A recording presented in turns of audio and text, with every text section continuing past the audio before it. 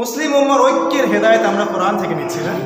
আমরা অর্থনৈতিক সুদ এবং পুঁজিবাদের বাইরে যে অর্থনৈতিক সিস্টেম আছে ইসলামে, এই হেদায়েত আমরা কোরআন থেকে নিচ্ছি না। সর্বোপরি আমরা রাষ্ট্র পরিচালনার জন্য যে কোরআনই হেদায়েত আছে এবং বিশ্বের সাথে যেভাবে আমরা ডিল করতে হবে, এই হেদায়েতগুলো যে কোরআনে আছে, এগুলো আমরা এখন মেনে নিচ্ছি না। যদি আমরা মুখে বলি আমরা মানি, বাস্তবতা হচ্ছে আমরা সত্যিকার অর্থে মানি না। যদি তাই হতো তাহলে প্রত্যেকটা ডিপার্টমেন্ট আল কোরআন এবং সুন্নাহর আলোয় আলোকিত হতো। আসলে কি বাস্তবতা তাই? আমরা এখন দেখব বাস্তবতাটা আসলে কি। বাস্তবতা বোঝাতে গেলে আপনাদেরকে একটু সামনে নিয়ে যেতে চাই। আমরা যদি আধুনিক সভ্যতার বাস্তবতা বুঝতে চাই তাহলে আপনাকে একটু পিছনে ফিরে যেতে হবে। খুতবার সময় খুব শর্ট, আমি খুব পাঁচ লাইনগুলো খালি বলবো। স্পেশালি ইউথ যারা আছে এখানে, তরুণ, তাদের কাছে আমার অনুরোধ থাকবে প্রত্যেকটা বিষয় নিয়ে একটু গভীর পড়াশোনা করা। আমরা একটা সময় ফিরে যাচ্ছি যেই সময়ের মধ্যে এই মহাবিশ্ব ছিল না, শুধুমাত্র একজন সত্তা ছিলেন, তার নাম আল্লাহ। হুয়াল আউয়ালু ওয়াল আখিরু ওয়াজ যাহিরু ওয়াল বাতিন। তিনি প্রথম, তিনি শেষ, তিনি প্রকাশ্য, তিনি গোপন। ওয়া হুয়া বিকুল্লি শাইইন আলিম, এবং তিনি প্রত্যেকটা বিষয় সম্পর্কে জ্ঞানী। শুধু আল্লাহ ছিলেন।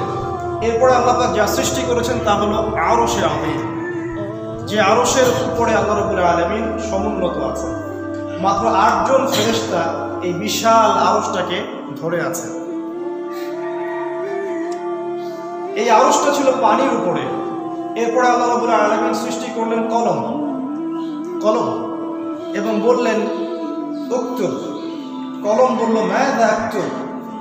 কলমকে আল্লাহ পাক বললেন তুমি লিখো। কলম বলল আমি কি লিখব? আল্লাহ রাব্বুল আলামিন বললেন কিয়ামত পর্যন্ত, অর্থাৎ ইতিহাসের শেষ দিন পর্যন্ত কি হবে এই মহাবিশ্বে সবকিছু লিখো। কলম লেখা শুরু করল। রাসূলুল্লাহ সাল্লাল্লাহু আলাইহি ওয়াসাল্লাম যখন মেরাজে গিয়েছিলেন তখন তিনি বলেছেন আমি কলমের লেখার খসখস শব্দ শুনতে পেয়েছিলাম। মানে ওই সময় পর্যন্ত কলম লিখছে কি হবে সামনে। এই কলম যে জায়গায় লিখছে তার নাম লাউহে মাহফুজ। আর আল কোরআন লাউহে মাহফুজ থেকেই পৃথিবীতে এসেছে। কিয়ামত পর্যন্ত যা হবে, সভ্যতার শুরু থেকে শেষ পর্যন্ত আল্লাহ পাক আগে লিখে নিয়েছেন। তারপরে এই ফাংশনটাকে বিভিন্ন জায়গায় দায়িত্ব বন্টন করেছেন মাত্র। এরপর আল্লাহ রাব্বুল আলামিন 6 দিনে এই মহাবিশ্ব সৃষ্টি করেছেন। 6 দিনে, ফি সিত্তাতি আইয়াম সুম্মা ইস্তাওয়া আলাল আরশ। আল্লাহ পাক 6 দিনে এই মহাবিশ্ব সৃষ্টি করেছেন, তারপরে আরশের উপরে সমুন্নত হয়েছেন। আল্লাহ রাব্বুল আলামিনের একদিন সমান 50,000 বছর, তাহলে 6 দিন সমান 3 লক্ষ বছর। 3 লক্ষ বছর সময় নিয়ে আল্লাহ রাব্বুল আলামিন এই মহাবিশ্ব সৃষ্টি করেছেন, আমাদের সময়ের 3 লক্ষ বছর। এরপরে আল্লাহ রাব্বুল আলামিন হয়তো বিভিন্ন জায়গায় প্রাণের অস্তিত্ব রেখেছেন, কিন্তু এই পৃথিবীতে আল্লাহ পাক জিন জাতিকে সৃষ্টি করেছেন, প্রেরণ করেছেন, এবং তাকে সৃষ্টি করা হয়েছিল আগুনের ধোঁয়া থেকে। তারা এই পৃথিবীতে ছিল এবং তারা এখানে ফিতনা এবং ফাসাদ সৃষ্টি করেছিল। আল্লাহ রাব্বুল আলামিন তাদেরকে ধ্বংস করে দিয়েছিলেন। জিনদেরকে ধ্বংস করার পর অনেক পরে এসে আল্লাহ রাব্বুল আলামিন মানুষদেরকে সৃষ্টি করেছেন, আমাদেরকে সৃষ্টি করেছেন। আজকে মানুষের কাছে মনে হয় যে মানুষই সভ্যতার সবকিছু, মানুষই ইতিহাসের সূচনা করেছে, শেষ করবে মানুষ। কিন্তু আল্লাহ পাক কি বলছেন এই আয়াতটাতে একটু দেখুন। আল্লাহ রাব্বুল আলামিন সূরা দাহরের 1 নম্বর আয়াতে বলছেন, বা'দা আউযু বিল্লাহি মিনাশ শাইতানির রাজীম। আল্লাহ পাক বলছেন হাল আতা আলাল ইনসানি হিনুম মিনাদ দাহর লাম ইয়াকুন শাইআন মাযকুরা। আল্লাহ পাক বলছেন মানুষের উপর এমন একটা সময় চলে গেছে যখন মানুষকে সৃষ্টি করা হবে এমন কোনো কনসেপ্টই ছিল না। সুবহানাল্লাহ, মানুষকে যে সৃষ্টি করা হবে এই চিন্তাটাই মহাবিশ্বে ছিল না। আর আজকে মনে হচ্ছে যে আমরাই সবকিছু, আমরাই বিশ্বের মালিক, আমরাই অর্থনীতির মালিক, আমরা পলিটিক্সের মালিক, আমরা সংবিধানের মালিক, আমরা প্রতিটা বিষয়ের সার্বভৌমত্বের মালিক। আল্লাহ পাক বলছেন একটা সময় চলে গেছে যখন মানুষকে সৃষ্টি করা হবে এই কনসেপ্টটাই ছিল। অনেক পরে এসে আল্লাহ পাক ফেরেশতাদেরকে ডেকেছেন, আদম আলাইহিস সালামকে সৃষ্টি করেছেন, এবং আল্লাহ সুবহানাহু ওয়া তাআলা বলেছেন যে হে মালায়েকা তোমরা আদমকে সিজদা করো। আমি খুব শর্ট করে বলছি, সূরা বাকারা 30 থেকে 39 নম্বর আয়াত পড়লে আপনারা ডিটেইলস জানতে পারবেন। তো সমস্ত মালায়েকা সিজদা করলেন, কিন্তু একজন সিজদা করলেন না। আপনারা জানেন তার নাম ইবলিস। আল্লাহ পাক সতর্ক করলেন, ইবলিসকে কারণ দর্শন নোটিশ দিলেন। ইবলিস কারণ দর্শন প্রথম কেয়াস ইবলিস করলো। সে বলল যে আমাকে সৃষ্টি করেছেন আগুন দিয়ে আর আদমকে সৃষ্টি করেছেন মাটি দিয়ে, আমি কেন এই কাদামাটি, তুচ্ছ কাদামাটির সামনে আমি করছে বেশি সম্মানের অধিকারী আগুন কেন মাথা মতো করব? আজকেও বিশ্বে এমন কিছু মানুষ আছে যারা মনে করে ওরা এই বিশ্বের এলিট সোসাইটি, আর আমরা যারা আছি আমরা সবাই ককরোচ। এই অহংকারটা কিন্তু বিশ্বে এখনো কিছু কিছু মানুষের মধ্যে আছে। সেই ইতিহাসের সূচনা এবং শেষের মধ্যে একটা মিল আছে। যাই হোক, আল্লাহ পাক আদম আলাইহিস সালামকে সতর্ক করলেন যে ইবলিস তোমাদের শত্রু, তুমি এবং হাওয়া জান্নাতে থাকো, ইবলিস থেকে সতর্ক থাকবে। আর আল্লাহ রাব্বুল আলামিন ইবলিসকে বের করে দিলেন জান্নাত থেকে। এরপরে ইবলিস আদম আলাইহিস সালামকে ইনফ্লুয়েন্স করলো, আদম আলাইহিস সালামকে প্রতারিত করার চেষ্টা করলো। আমরা সবাই জানি যে আদম আলাইহিস সালামকে সে ওই গাছের কাছে নিয়ে যেতে বাধ্য করলো যে গাছের কাছে যেটা আল্লাহ পাক নিষেধ করেছিল।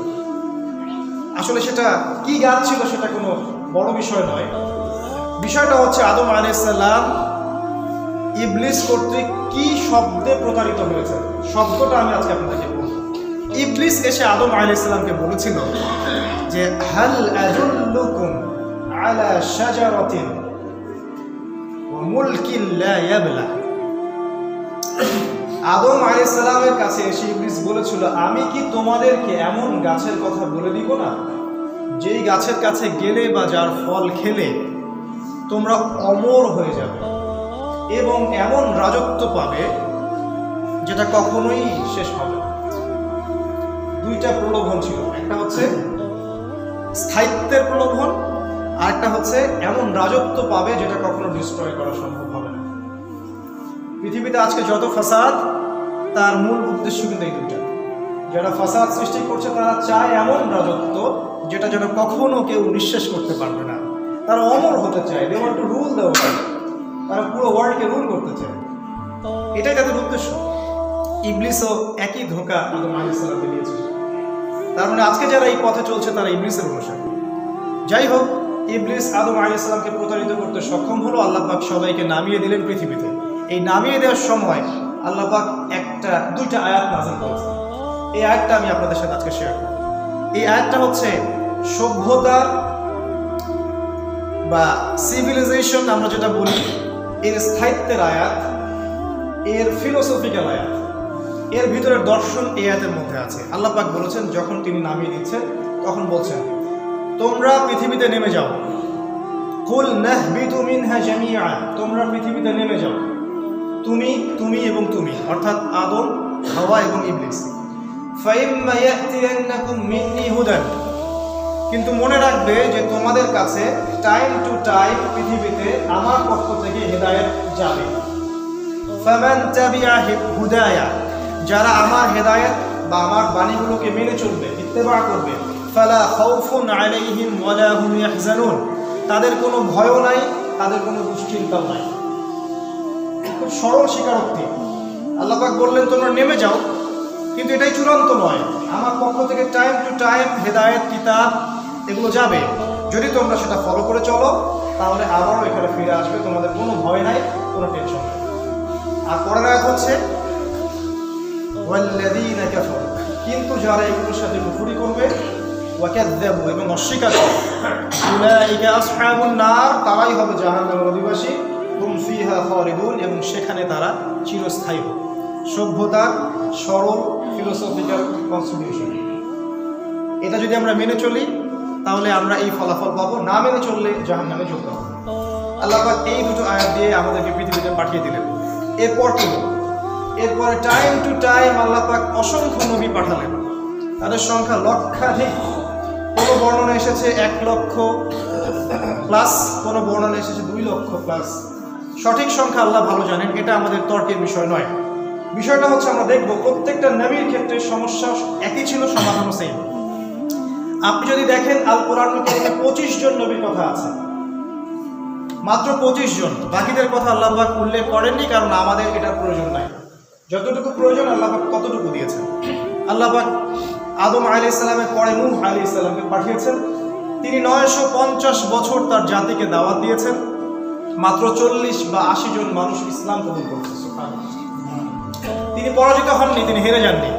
আল্লাহ রাব্বুল আলামিন তাকে নৌকা তৈরি করতে বলেছিলেন, বড় জাহাজ, সেই জাহাজে তিনি সওয়ার হয়েছেন। আল্লাহ পাক ওই জালেম সম্প্রদায়কে ধ্বংস করে দিয়েছেন। আল্লাহর স্টাইলটা দেখেন, আল্লাহর সুন্নাহটা দেখেন। আল্লাহ অনেক ধৈর্যের সাথে দাওয়াত পৌঁছে দেন, যখন কোনো সম্প্রদায় সেটা কবুল করে না আল্লাহ পাক তাদেরকে ধ্বংস করে দেন। অর্থাৎ কোনো কিছু চিরস্থায়ী নয়, আমরা একটা পরীক্ষার মধ্যে আছি। ঠিক তারপরে ইব্রাহিম আলাইহিস সালাম একই প্রসেস, একই সুন্নাহ, তিনিও দাওয়াত দিলেন, সমাজের লোকজন কবুল করলো না, তিনি হিজরত করে চলে গেলেন। আল্লাহ পাক জালিমদেরকে ধ্বংস করলেন, পুণ্যবানদেরকে আল্লাহ পাক উদ্ধার করলেন। আপনি যদি দেখেন শুআইব আলাইহিস সালামের কওম একই অবস্থা, আল্লাহ পাক তাদেরকে ভূমিকম্প দিয়ে ধ্বংস করেছেন যখন তারা হেদায়েতের বাণী শ্রবণ করেনি। আপনি যদি দেখেন লূত আলাইহিস সালামের কওম, যারা ছিল সমকামী, অর্থাৎ হোমোসেক্সুয়াল। সমকামী মানে পুরুষ পুরুষের সাথে জিনা করতো, নাউযুবিল্লাহ, নারী নারীর সাথে জিনা করতো, নাউযুবিল্লাহ। আর এই যে সমকামিতা, এটা কিন্তু শেষ জামানার একটা বড় আলামত। শেষ জামানায় কিয়ামতের আগে উম্মতে মুহাম্মাদের মধ্যে সমকামিতা ছড়িয়ে পড়বে, যেটা এখন মহামারী রূপ নিয়েছে সারা বিশ্বে। ইভেন আপনাদের শহরেও এর প্রভাব আছে। যাই হোক, এই কওমে লূতকে আল্লাহ পাক ধ্বংস করে দিলেন। এমনভাবে ধ্বংস করলেন যে মাটি উপরে তুলে আল্লাহ পাক তাদেরকে রজম করে উল্টা দিকে আবার ফেলে দিয়েছেন। জর্ডানের ডেড সি বা মৃত সাগরের ওই জায়গায় ওদের কওমটা থাকতো, তাদেরকে বলা হতো সাদুম গোত্র।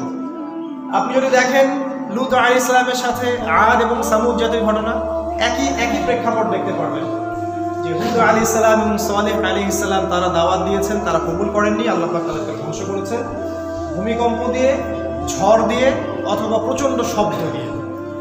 এভাবে মুসা আলাইহিস সালামের কওম আপনারা জানেন ফিরআউনের কবল থেকে মুক্তি দিয়েছেন।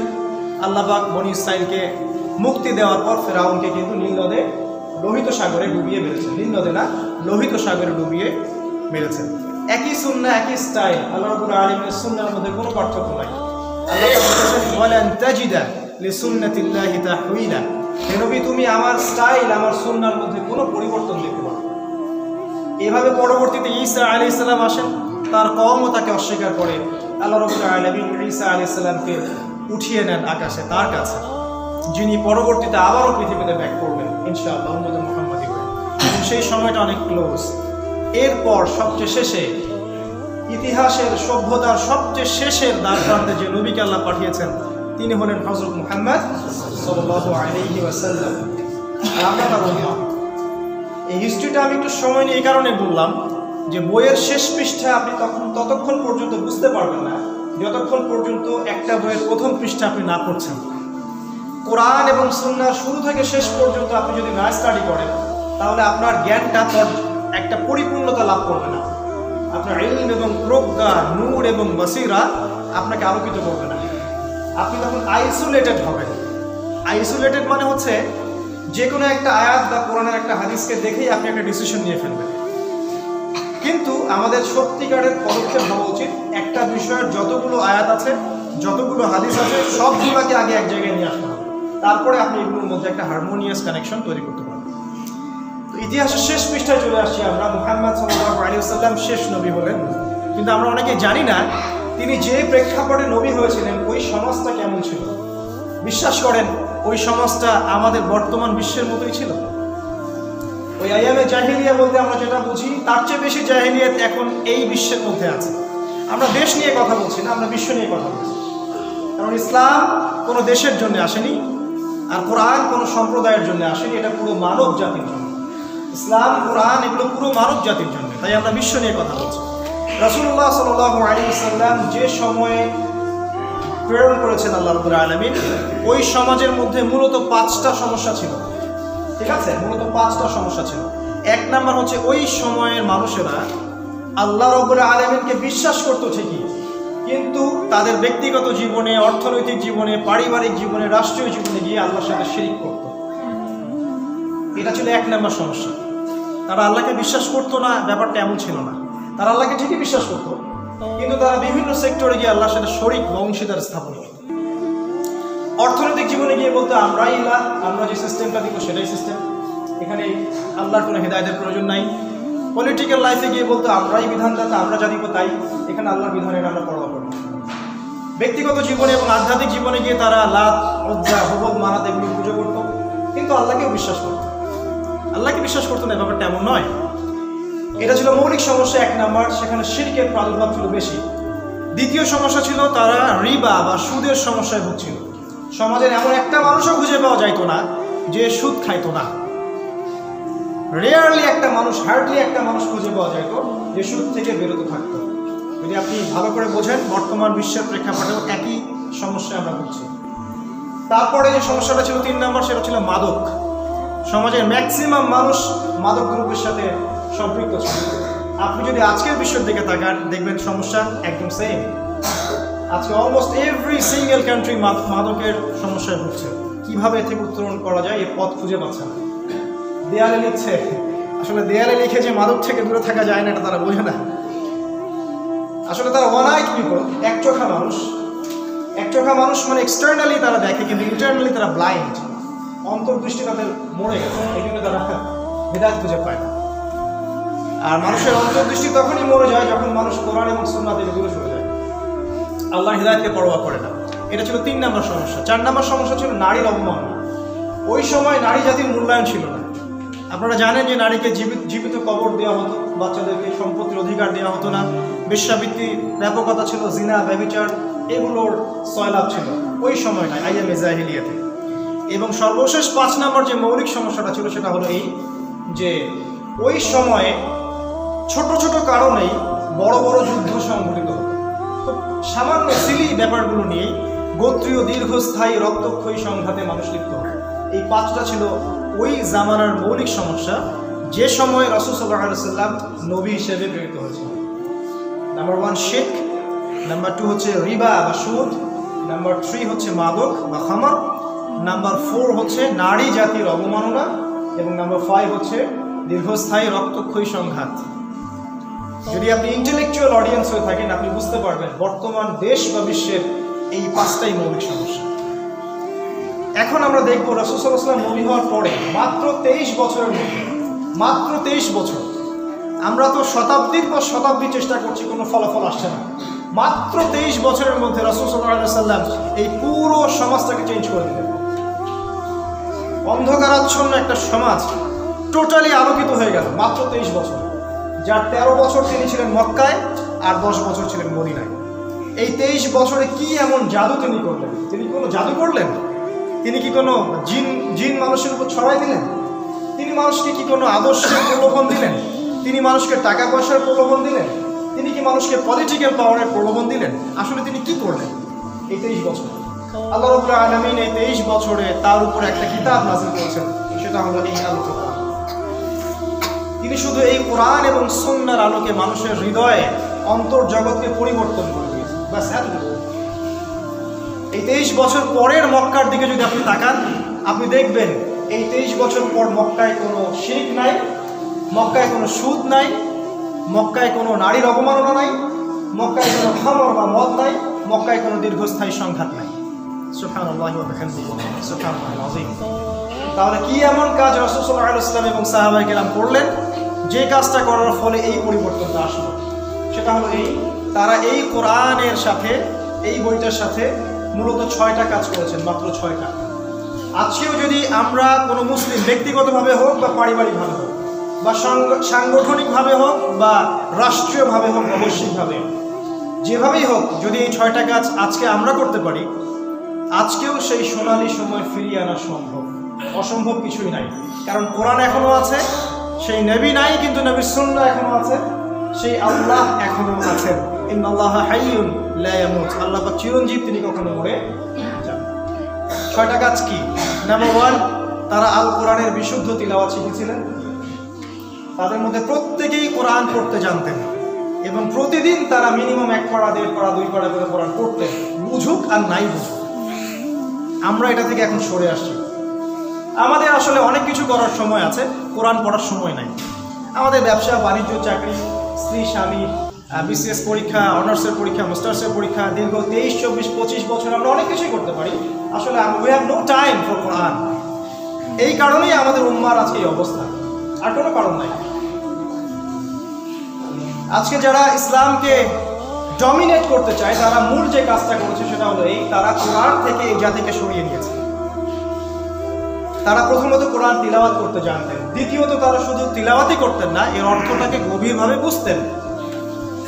তারা কোরআনের পুরো A to Z এর অর্থটা গভীরভাবে বুঝতেন। এই কাজটা তারা করতেন, যেটা থেকে আমরা অনেক দূর সরে আসছি। ইভেন আজকে আমরা যারা রিলিজিয়ন নিয়ে কথা বলি, ধর্ম নিয়ে কথা বলি, মাহফিল করি, খুতবা দেই, স্কলার হয়ে বসে আছি, দাঁড়িয়ে টুপি পাগড়ি আছে, আপনি বিশ্বাস করেন তাদের মধ্যে এমন মেজরিটি সংখ্যক মানুষ আছে যারা কোরআনের A to Z অর্থ জানে না। কথাটা আপনার হয়তো গিলতে বা হজম করতে কষ্ট হচ্ছে, কিন্তু এটা হচ্ছে রিয়েলিটি, বাস্তবতা, যেটা আমরা জানি, আপনারা বুঝবেন। ইভেন অনেক হাফেজে কোরআন আজকে বাংলাদেশে আছেন যারা সত্যিকার অর্থে কোরআনের অর্থটা জানেন না। দুঃখজনক, কিন্তু রাসূল সাল্লাল্লাহু আলাইহি ওয়াসাল্লাম এবং সাহাবায়ে কেরামের একজন ব্যক্তি ছিলেন না যিনি কোরআনের অর্থ জানতেন না। তারা কোরআন পড়তেন এবং অর্থও জানতেন। এটা হলো 1 এবং 2। 3 নম্বর, তারা কোরআনের প্রতিটা আদেশ মেনে চলার চেষ্টা করতেন। কষ্ট হলেও, নিজের নফসের উপর জোর দিয়ে হলেও তারা কোরআনের প্রত্যেকটা আদেশ অক্ষরে অক্ষরে ফলো করার চেষ্টা করতেন। যখনই যেই আদেশ সামনে আসতো তারা সেটা ফলো করতেন। এটা ছিল নাম্বার 3। নাম্বার 4, তারা আদেশ মানার সাথে সাথে কোরআনের বর্ণিত নিষেধগুলো থেকেও দূরে থাকতেন। শুধু আদেশগুলো ফলো করতেন, নিষেধ থেকে দূরে থাকতেন না, এমন ছিল না ব্যাপারটা। তারা আদেশও ফলো করতেন, অ্যাট দ্য সেম টাইম তারা নিষেধ থেকেও দূরে থাকতেন। আমাদের মতো কসমেটিক্স ইসলাম আর প্রোটেস্ট্যান্ট ভার্সন অফ ইসলামে অভ্যস্ত ছিলেন না। আমরা যেমন হজ, উমরা, সালাত, সিয়াম সবই করি, বছর বছর হজ করি, হাজি টাইটেল দিই, কিন্তু সুদ ছাড়তে পারি না, ঘুষ ছাড়তে পারি না, দুর্নীতি ছাড়তে পারি না, সরকারকে ফাঁকি দিচ্ছি, ট্যাক্স দিচ্ছি না, এটা ছাড়তে পারি না, প্রতিবেশীর অধিকার হরণ করছি, জমি হরণ করছি, এগুলো ছাড়তে পারি না। মানে যেগুলো আমার স্বার্থে যায় সেগুলো করি, স্বার্থে যায় না সেগুলো করি না। এই টাইপের মুনাফিক মার্কা প্রোটেস্ট্যান্ট মুসলিম তারা ছিলেন না। তারা আদেশ মানার সাথে সাথে নিষেধ থেকেও দূরে থাকতেন।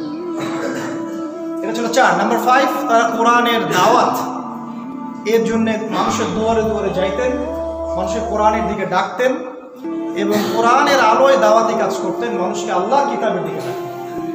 এটার আলোকে তারা দাওয়াতি কাজ করতেন, তারা ঘরে বসে থাকতেন না। আজকে আমরা মনে করি কি জানেন, আমরা মনে করি যে কাবা ঘর ধ্বংস করতে যে হস্তি বাহিনী আসছিল আব্রাহা, সেই আল্লাহ রাব্বুল আলামিন সেই হস্তি বাহিনীকে ধ্বংস করেছেন আকাশ থেকে পাথর দিয়ে। আমরা আজকে মনে করি এই সমস্ত ইসলাম বিরোধী সমস্ত শক্তি আকাশে আসমানি গজবে ধ্বংস হয়ে যাবে, কখনোই সম্ভব না। এটা আমাদের উম্মার জন্য নয়, এই উম্মার জন্য পরিস্থিতি পরিবর্তনের একটা সূত্র আছে, সেটা হলো সূরা মুহাম্মাদের মধ্যে আল্লাহ বলেছেন, ইন তানসুরুল্লাহ ইয়ানসুরকুম ওয়া ইউসাব্বিত আকদামাকুম। তোমরা যদি আল্লাহকে সাহায্য করো তবেই কিনা আল্লাহ গিয়ে তোমাদেরকে সাহায্য করবে, আর কোনো অপশন নাই। তোমরা যদি আল্লাহকে সাহায্য করো তখনই গিয়ে আল্লাহ সাহায্য নেমে আসবে, তার আগে নয়। আর আজকে আমরা বসে আছি ঘরে ঘাপটি মেরে এবং সিচুয়েশন পরিবর্তন হওয়ার অপেক্ষায় বসে আছি। আসলে এটা কখনোই সম্ভব নয়। রাসূল সাল্লাল্লাহু আলাইহি ওয়াসাল্লাম সাহাবায়ে কেরাম কোরআনের জন্য এর আলোকে নিজেদের জান, মাল, সময়, শ্রম ব্যয় করে আল্লাহর পথে দাওয়াত এবং জিহাদে লিপ্ত ছিলেন। এটা ছিল 5 নাম্বার। আর নাম্বার 6, কোরআনে বর্ণিত যাবতীয় লস, বিধান, হুকুম, আহকাম তারা ব্যক্তিগত পর্যায় থেকে শুরু করে রাষ্ট্রীয় পর্যায় পর্যন্ত বাস্তবায়ন করেছিলেন। এই 6টা হক তারা পালন করেছিলেন বলেই 23 বছর পরে মক্কাকে আপনি দেখবেন আর 23 বছর আগের মক্কাকে আপনি দেখবেন একটা অন্ধকার, একটা আলো, একটা মৃত্যু, একটা জীবন, একটা আকাশ, একটা জমিন, টোটালি চেঞ্জ। সেটা কি এখন সম্ভব নয়? সেটা এখনো সম্ভব, যদি কিনা আমরা গিয়ে কোরআনের সেই 6টা হককে আদায় করি। আল্লাহ রাব্বুল আলামিন আমাদের সবাইকে আলোচনাটা বোঝার তৌফিক দান করুন। জুমার খুতবার সময় অনেক সংক্ষিপ্ত হয়ে থাকে, তাই অনেক ডিটেলস আলোচনা করার সময় থাকে না। তবে আমি আর 5টা মিনিট সময় আপনাদের কাছে নিব। সেটা হলো, এই পরিবর্তনের পরে ইসলামের একটা অন্ধকার সময় চলে আসছে। এখন এই পরিবর্তনটার পর এখন 1450 বছর পার হয়ে গেছে। রাসূলুল্লাহ সাল্লাল্লাহু আলাইহি ওয়াসাল্লামের ইন্তেকালের পর প্রায় 1450 বছর পার হয়ে গেছে। আমাদের হাতে আসলে আর কতটুকু সময় আছে? আপনি যদি কোরআন এবং সুন্নাহ এর মধ্যে শেষ জামানা, কিয়ামতের আলামত, আখিরুজ জামান, এই আলামতগুলো নিয়ে পড়াশোনা করেন, আপনি দেখবেন 100টা আলামতের মধ্যে 95টা আলামত স্পষ্ট দেখা যাচ্ছে। 100টার মধ্যে 95টা আলামত স্পষ্ট দেখা যাচ্ছে কিয়ামতের। যেমন আমি কয়েকটা বড় বড় আলামত বলছি। নগ্ন পদের রাখাল শ্রেণীর মানুষ, দরিদ্র যারা, তারা বড় বড় অট্টালিকা নির্মাণের প্রতিযোগিতা করবে। সমাজে এমন একটা ব্যক্তি খুঁজে পাওয়া যাবে না যে কিনা সুদ থেকে মুক্ত আছে। সুদের ব্যাপক সয়লাভ হবে। সমাজে নারীদের সংখ্যা বাড়বে, পুরুষের সংখ্যা কমে যাবে। সমাজের যে জায়গায় পুরুষের থাকার কথা সেখানে নারীরা চলে আসবে, নারীদের জায়গায় পুরুষেরা চলে যাবে। সমাজের ফাংশন আর রোল চেঞ্জ হয়ে যাবে। সময় সংক্ষিপ্ত হয়ে আসবে। বেশি বেশি ঝড়, বন্যা, ঘূর্ণিঝড়, জলোচ্ছ্বাস, ভূমিকম্প এগুলো হবে। মানুষের মধ্যে হৃদ্যতা, ভালোবাসা কমে যাবে। মুসলিম উম্মাহ বিভক্ত হয়ে যাবে, টুকরা টুকরা হয়ে যাবে। কেউ কারোর সাথে কারোর মিল থাকবে না। হিংসা, বিদ্বেষ, দলাদলি, রাহাজানি, চুরি, ডাকাতি, জেনা এগুলো বাড়তে থাকবে। ইসলাম, কোরআন এবং সুন্নাহ দেশ থেকে উঠে যাবে। এগুলোর আইনগুলো উঠে যাবে। বিশ্বের মধ্যে ইসলামী খেলাফত উঠে যাবে। মানুষ হত্যা এত বাড়তে থাকবে যে মানুষ বুঝবে না যে আমি কেন হত্যা করলাম, আর নিহত ব্যক্তি বুঝবে না আমি কেন মারা গেলাম। মানুষ দুনিয়াবি স্বার্থে দিনকে বিক্রি করে দিবে। মানুষের পারিবারিক যে মূল্যবোধ, হৃদ্যতা, ভালোবাসাগুলো উঠে যাবে। ডিভোর্স বাড়তে থাকবে, ব্যভিচার বাড়তে থাকবে, জিনা বাড়তে থাকবে। এগুলো বলে শেষ করতে পারবো না। অসংখ্য আলামত যেগুলো কোরআন এবং সুন্নাহয় বর্ণিত আছে, আমরা যদি একটু মনোযোগ দিয়ে দেখি, বাইরের চোখ আর ভিতরের চোখ দিয়ে, আপনি দেখবেন প্রায় 95টা আলামত 100টার মধ্যে দেখা যায়। এখন সামনে কি অপেক্ষা করছে? সামনে একটা সোনালী সময় অপেক্ষা করছে। এটাই সুসংবাদ। সেটা হলো এই সময়গুলোর পরে একটা সময় আসতে যাচ্ছে সারা বিশ্বে, যখন সারা বিশ্বে প্রথম এবং দ্বিতীয় বিশ্বযুদ্ধের মতো একটা বড় যুদ্ধ হতে যাচ্ছে। কোরআন এবং সুন্নাহ আমাদেরকে এটাই বলছে। যে যুদ্ধের নাম রাসূল সাল্লাল্লাহু আলাইহি ওয়াসাল্লাম বলেছেন মালহামাতুন কুবরা, যে যুদ্ধে 80টা ফ্ল্যাগ বা 80টা পতাকা একত্রিত হয়ে মুসলিমদের এগেইনস্টে যুদ্ধ করবে এবং পৃথিবীর আনাচে কানাচে প্রতিটা মুসলিম কান্ট্রিকে তারা অ্যাটাক করবে। সামরিকভাবে হোক, ইকোনমিকভাবে হোক বা অন্যান্য যে কোনোভাবে হোক, তারা মুসলিমদেরকে ডিস্ট্রয় করার চেষ্টা করবে। কারণ তারা সমস্ত মিডিয়া কন্ট্রোল করে নেবে এবং দিনকে তারা রাত হিসাবে প্রকাশ করবে, রাতকে দিন হিসেবে প্রকাশ করবে এবং তারা ইসলামকে ডমিনেট করার চেষ্টা করবে। এক পর্যায়ে গিয়ে দেখা যাবে যে মুসলিমদের শক্তি কমে যাচ্ছে, মুসলিমদের মধ্যে একটা অধঃপতন চলে আসছে। ঠিক এই সময় আল্লাহ রাব্বুল আলামিন কিছু মানুষকে আবার একত্রিত করে দেবেন। প্রতিটা দেশ, প্রতিটা রাষ্ট্র, প্রতিটা অঞ্চল থেকে কিছু কিছু মুসলিম ভাই তারা একত্রিত হয়ে যাবে, ঠিক আসহাবুল কাহফের মতো। এবং আল্লাহ রাব্বুল আলামিন তাদের লিডার হিসেবে একজন লিডারকে পাঠাবেন। তিনি হচ্ছেন ইমামুল মাহদি। এটা প্রশ্ন করবেন না তিনি কত সালে বের হবেন, এটা আমাদের আলোচনার বিষয় নয়, কিন্তু তিনি যে সামনেই আসবেন এটা আমাদের কাছে পরিষ্কার। যতগুলো সাইন এবং আলামত আছে এগুলো আমাদের কাছে স্পষ্ট। যে কোনো সময়টা হতে পারে। তারপর ইমামুল মাহদি মুসলিমদেরকে লিড দিবেন এবং ইহুদি, খ্রিস্টান, অন্যান্য ইসলাম বিরোধী শক্তিরা একত্রিত হয়ে মুসলিমদের এগেইনস্টে যুদ্ধ করবে।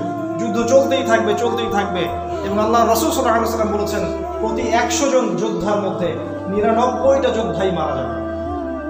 প্রতি 100 জন যোদ্ধার মধ্যে 99টা যোদ্ধা মারা যাবে। সামনে এই সময় আসতে যাচ্ছে। অর্থাৎ বোঝা যাচ্ছে এই যুদ্ধটা কোনো কনভেনশনাল ওয়ার হবে না, এটা হবে একটা নিউক্লিয়ার ওয়ার, পারমাণবিক যুদ্ধ। এটা সামনে বিশ্ব দাঁড়িয়ে আছে। তারপর একটা সোনালী সকাল অপেক্ষা করবে। একটা পর্যায়ে গিয়ে মুসলিমরা এই যুদ্ধে জয়লাভ করবে। ইমামুল মাহদির নেতৃত্বে মুসলিমরা কনস্ট্যান্টিনোপল বিজয় করবে, তুরস্ক, ইস্তাম্বুল। তারা প্যালেস্টাইনের জেরুজালেম বিজয় করবে এবং আল্লাহ বিরোধী শক্তিরা মুসলিমদেরকে ঘিরে ফেলবে সিরিয়ায়। তখন আল্লাহ রাব্বুল আলামিন আসমান থেকে পাঠাবেন ঈসা আলাইহিস সালাম। ঈসা আলাইহিস সালামের হাতে দাজ্জাল নিহত হবে এবং ঈসা আলাইহিস সালাম আরও 40 বছর পৃথিবীতে থাকবেন। পৃথিবীর আনাচে কানাচে তিনি ইসলাম কায়েম করবেন। পৃথিবীর এমন কোনো দেশ, এমন কোনো রাষ্ট্র বা অঞ্চল বাকি থাকবে না যেখানে ইসলামের পতাকা উঠবে। তাই যা আজকে বলা হচ্ছে এগুলো কোনোটাই চিরস্থায়ী নয়। যেটা আপনাদেরকে বোঝানো হচ্ছে ভীষণ এত, এগুলো কোনোটাই চিরস্থায়ী নয়। কোরআন এবং সুন্নাহ আমাদেরকে বলছে সামনে এরকম একটা সময় আসতে যাচ্ছে। এর জন্য আমরা এখন কি করব? আমরা কি হালুয়া রুটি সামাই খাবো আর ঘরে বসে থাকবো? না, আমরা কোনো প্রিপারেশন নিব। আমরা প্রথমত ইন্ডিভিজুয়ালি প্রিপারেশন নিব। আমরা জ্ঞান অর্জন করব, আমরা জ্ঞান অর্জনে আমল করব ইনশাআল্লাহ। আমরা আমাদের পরিবারটাকে গড়ে তুলব স্ট্রিক্টলি জান্নাতি পরিবার হিসেবে। আমরা বিশ্ব সম্পর্কে সচেতন থাকবো এবং এরকম মানসিকতার ভাইদের সাথে নিয়ে একটা কমিউনিটি করব এবং আমরা অপেক্ষায় থাকব, সমাজ পরিবর্তনের চেষ্টা করতে থাকবো। শেষ পর্যন্ত যদি করতে পারি আলহামদুলিল্লাহ, যদি করতে না পারি সেখান থেকে হিজরত করে চলে যেতে হবে যেখানে সুইটেবল জায়গা আছে সেখানে। আল্লাহ রাব্বুল আলামিন ইতিহাসের শুরু থেকে শেষ পর্যন্ত আমাদেরকে বোঝার তৌফিক দান করুন। সামনে এই সময়টা আসতে যাচ্ছে, আমরা যেন কোরআন এবং সুন্নাহর আলোকে প্রিপারেশন নেই। আমাদের আধ্যাত্মিক প্রিপারেশন, ইকোনমিক প্রিপারেশন, পারিবারিক প্রিপারেশন, এভরি সিঙ্গেল সেক্টরে আমাদেরকে প্রস্তুত থাকতে হবে। আল্লাহ রাব্বুল আলামিন আমাদের সবাইকে দুই চোখ দিয়ে বিশ্বকে দেখার তৌফিক দান করুন। আমাদের অন্তর্চক্ষুকে আল্লাহ পাক খুলে দিন। আমাদের যুব সমাজকে আল্লাহ পাক কবুল করে নিন। আমাদেরকে জ্ঞান দান করুন। কোরআন এবং সুন্নাহর আলোয় আমাদেরকে আলোকিত করুন। আল্লাহ রাব্বুল আলামিন আমাদের সবাইকে কোরআন এবং সুন্নাহর আলোকে জীবন গড়ার তৌফিক দান করুন। আল্লাহুম্মা আমিন। আকুলু কওলি হাযা আস্তাগফিরুল্লাহ লি ওয়া লাকুম ওয়া লিসাইরিল মুসলিমিন। বারাকাল্লাহু লানা ওয়া লাকুম বিল আয়াতিল হাকীম। ইন্নাহু তাআলা জাওয়াদুন কারীম বাররাউফুর রহিম।